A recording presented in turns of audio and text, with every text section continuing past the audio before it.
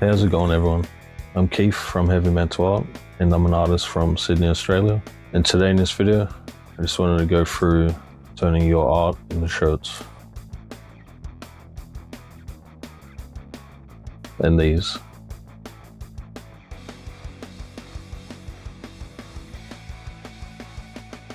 I love turning my designs into wearable art. The art that I put onto shirts, the stuff that I would want to wear, and the stuff that I wear around often. Hope you enjoyed this video and you get some tips to turn your art into shirts as well. Thanks for watching. Let's get into it. There's a few different ways to print shirts, including screen printing, direct to garment, heat transfer printing, embroidery, and discharge printing. There's also a few other methods as well. So it can get a bit overwhelming what to choose when printing your shirts. With all the options available, the main two methods I've used is screen printing and direct to garment. There's pros and cons of both, but I prefer screen printing. With screen printing, you're limited to the colors. The more colors that you use, the higher the cost. The print quality lasts a lot longer, and it's more for bulk orders. With direct to garment, it's more for single prints or smaller orders. The print quality is not as good and it can fade over time, sometimes peel. You have more color options and you can print photorealistic style prints with direct to garment. What works for me though is screen printing, just better overall quality that I've found for long lasting shirts. I normally get my shirts printed in bulk, get them all sent to me so I can check the quality and make sure the prints are good, and then I post them out myself. A lot of places that do print on demand use direct to garment for one-off prints. That's a good option if you don't have the money to use screen printing. If you're printing a small quantity of shirts, what I've found using direct to garment, depends what place you're getting it printed from, the quality can suffer. So with screen printing, it just works a lot better for me and what I'm looking for in the quality of my shirts. I also wanted to mention what shirt brands to get your designs printed on. I use AS Color.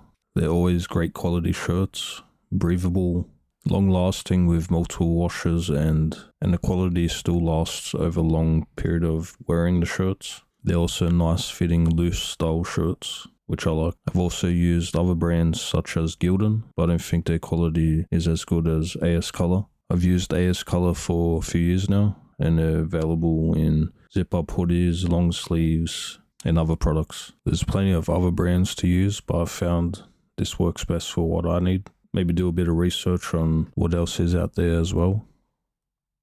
So setting up for screen printing, I like to use Procreate on the iPad, but you can also use Photoshop as well, so I'll show both ways. When printing onto dark colored shirts using screen printing, you'll need a base layer of white, and then all the other colors are printed onto the white layer. Because if you print colors straight onto the dark colored shirts, the colors just won't turn out good. So in Procreate, I have my line work of my design. I tap on that, then press reference. Then I can drop and drag the white into my line work, so it would fill in the gaps of the line work and not touch the line work itself. So if you hide the line work layer, you're just left with the white that's kind of like an outline of the line work. Also, when printing onto dark colored shirts, you won't print the line work itself because it would just be unnecessary. You would just be printing the white layer and the color layers. This part can be a bit tedious, and the smaller areas can be a little annoying trying to drop and drag the white in between the gaps. But once you get that done, then you have your white base layer and you can start adding your color.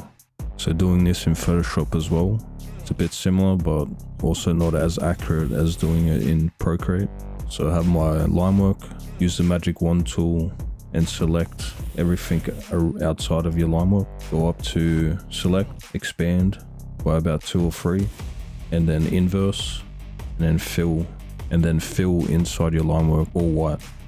Use the magic wand tool again to select your line work, go up to select again, press similar, so select every part of the line work, and then go onto your white base layer, press delete, so delete where the line work was on the white layer. If you take off the line work layer, then you can see. Also make sure you're doing everything on separate layers. So back over into Procreate. I like using Procreate to do most of the setup because it's a lot more accurate than Photoshop itself. So for setting up the color, go to your white layer, tap on it and press reference. Make a new layer and you can drop and drag a color and it'll fill in the white. You can also press select on the white layer. So when you're drawing or adding color and details, it won't go outside the white layer. This is one of my favorite designs called Cosmic Wolf. I made a few years ago. I wanted to make shirts out of it for a while, just hadn't got time to do it. I use a lot of colors in my digital prints, but when turning your design into shirts and using screen printing, you have to limit the colors. So this design is 3 colors plus the white. So I had to almost fully redesign the artwork into 3 colors, which can sometimes be a challenge, but I'm happy how it turned out with the colors I chose. And you can also use the white underbase as a way to show detail in your artwork by erasing the top color layers. So I'll quickly show adding color in Photoshop as well. So with your white base layer, create a new layer. And if you hold Alt and hover between the new layer and the white layer, a little arrow will pop up, and if you press in between the layers, it links the top layer to the bottom layer. Anything you paint, it will stay in between the white base layer. It won't go outside the lines. So once you add all your colors and your details, if you click in between those layers again, it will show everything. The color layers will be outside the lines of the white layer. So to fix that, go to your magic wand tool, select the white, go up to select at the top, press similar, so it selects every part of the white. Press inverse, and then press delete on the color layers.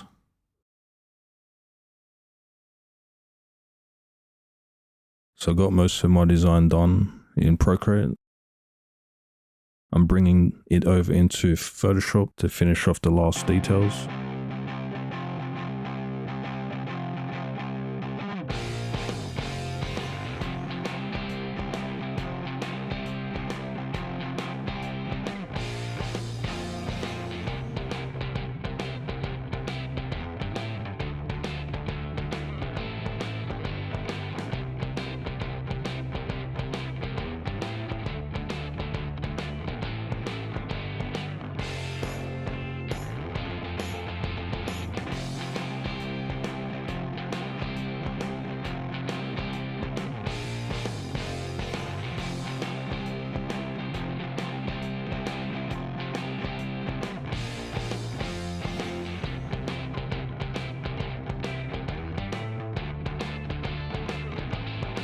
So here's the design in Photoshop, all separated into layers.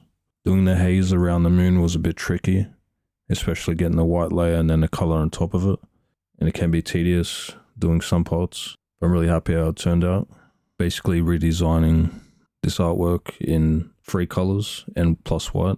So once that's all finished, then I save each layer as a PNG file and then send that off to the screen printers to print. A lot of screen printers can probably do this for you, but I like to do it myself and just saves them work. I can see how exactly my shirts are going to turn out. But if you get stuck, just reach out to a screen printer that you're working with for advice and the best way to set up. I've done this for a while and I've never had issues. And also the colors can change from digital to print. So just talk to screen printers too and see how the colors are going to turn out.